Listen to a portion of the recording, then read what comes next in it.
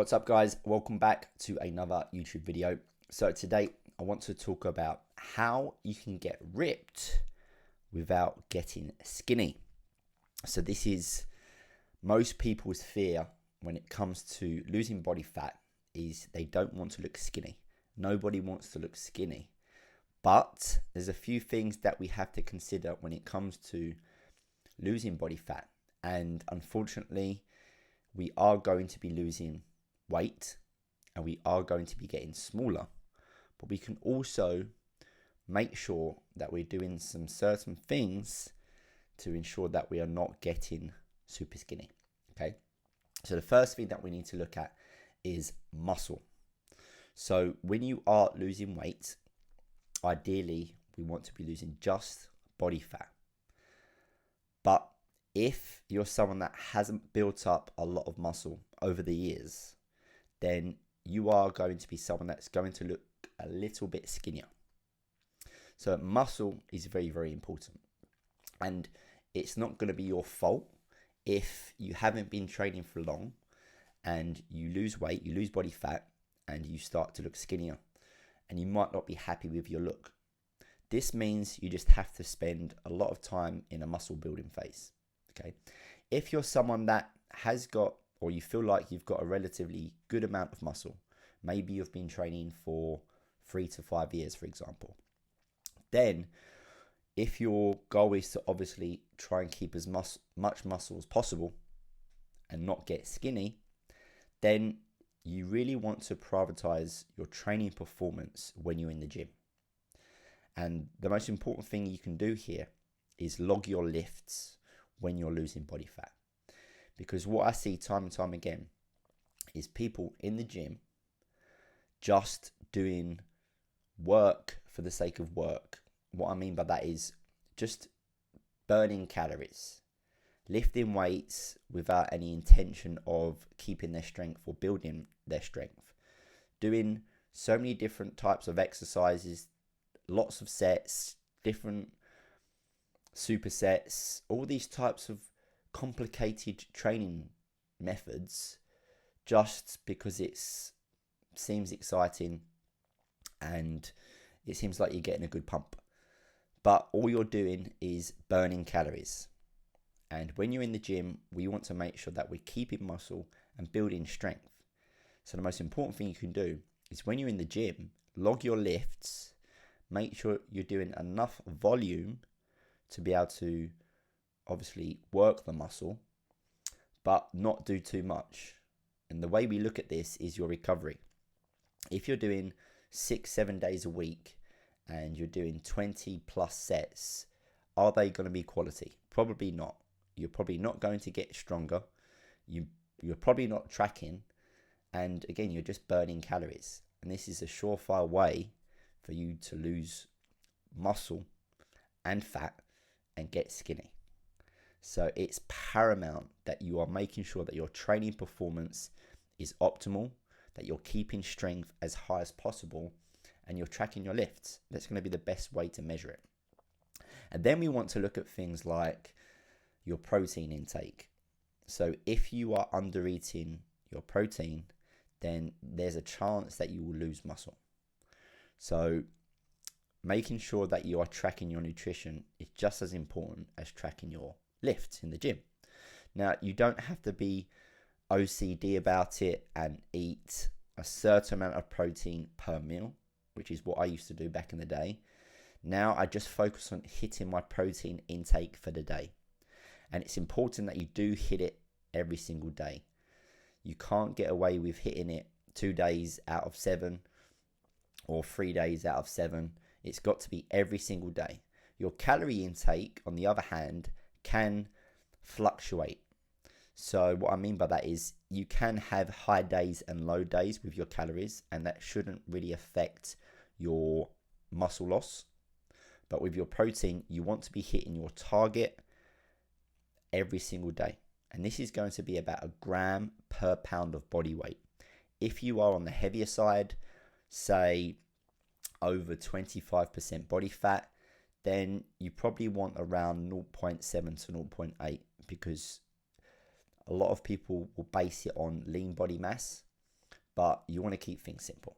So a gram per pound, if you're carrying a lot of body fat, you don't need a gram, just a little bit less. And then we want to make sure that we're doing it slowly. So losing body fat slower is actually going to help you keep more muscle, keep more strength, and not look as skinny. Now, of course, we don't want to be dieting for months and months and months on end where you just never get there. But at the same time, if you are patient, you're going to get better results. So I always look at around a pound, £2 per week. I mean, £2 is on the high side, but this will depend on how much weight you've got to lose, how much fat you've got to lose. If you're someone that needs to lose 30 plus pounds, then you could probably get away with losing £2 a week at the start, and then it will start to slow down. But if you're trying to lose £3-4 a week, you are going to be losing muscle. So you don't want that.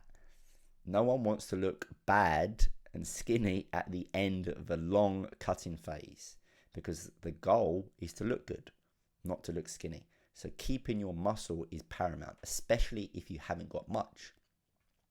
And then we want to be making sure that your food isn't dropped too low too quick. This is another thing that I see a lot of people do when they want to get the results super fast, is that they will cut their calories down too low, and this is going to lead to poor training performance. This is going to lead to potential lack of adherence. So if you have low days for, 5 days in the week, you're probably going to be overeating the other 2 days because it's just too low. So it's good to get the right amount of calories to fuel your workouts, to ensure that you're not super hungry and you're not going to lose weight too fast, and you're going to keep the muscle, and your training performance is going to be good. You need everything together, otherwise you're not going to get the best results. Now, I understand that you're not going to be perfect 100% of the time, but as long as you understand these steps, these things that you need to put in place, then you're less likely to look skinny at the end of a cut. And then another thing that people often underlook is your cardio intensity. Now, this will depend again on if you have more than one goal. So let me give you an example. When you're trying to lose weight or body fat, some people have goals of competing in a marathon or maybe a jiu-jitsu competition. So they might need to keep their fitness high. They might need to do a lot more cardio. Unfortunately, when you're doing a lot of cardio, there is a chance of you eating away at your muscle tissue. The best way to lose fat and keep as much muscle as possible is doing lower intensity cardio. This is my opinion, and this is what I've seen with work with my clients and myself.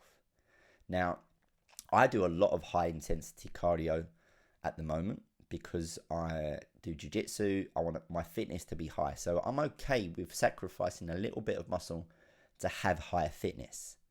But you will see a lot of top bodybuilders that are trying to keep as much muscle as possible, and they are focusing on lower intensity cardio. Another reason why lower intensity cardio is better if you're trying to keep muscle is the high intensity cardio is going to impact your recovery from your training. So if you're trying to keep your strength as high as possible and you're doing a high intensity cardio, that's not going to help. So if you can do steps, if you can do a bike where it just takes a little bit longer to do the cardio, instead of getting that cardio done fast, high intensity, where you're going to be burning calories quicker, then that's probably going to be more beneficial. It doesn't mean you have to do that. And it's very, very hard to measure how much. Like, you could get away with one high intensity cardio session per week and you might be fine. The reality is no one actually knows how much muscle you lose on a cut, even when you're looking at pictures, because when you lose body fat, you actually look bigger. So you might see some of my client transformations on Instagram, and a lot of the guys, when they get lean, they drop 1-2 stone.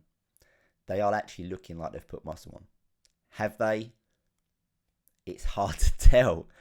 The only way you can tell is if you get a DEXA scan, where that's going to accurately track your muscle mass, your fat, and this has to be done before you start the cut and at the end to see how much muscle you had and how much muscle you now have. That is the most accurate way. Otherwise, just looking at pictures, it looks like you've built muscle. So you really never know. Excuse me. But putting all these things in place is going to help you keep as much muscle as possible and avoid looking skinny. But I can't guarantee that. So like I said at the start, if you're someone that hasn't had a lot of training experience, hasn't built up a lot of muscle, and you're trying to lose weight, you are going to look a little bit skinnier because you haven't already got the muscle there. So I hope that was helpful, guys. Make sure that you implement some of these on your fat loss transformation. It is paramount. Nobody wants to lose muscle. And make sure that you are tracking your training and your nutrition, and this is going to help with the whole process. Make sure you subscribe, guys. Make sure you give it a like if you enjoyed the video, and I'll see you in the next one.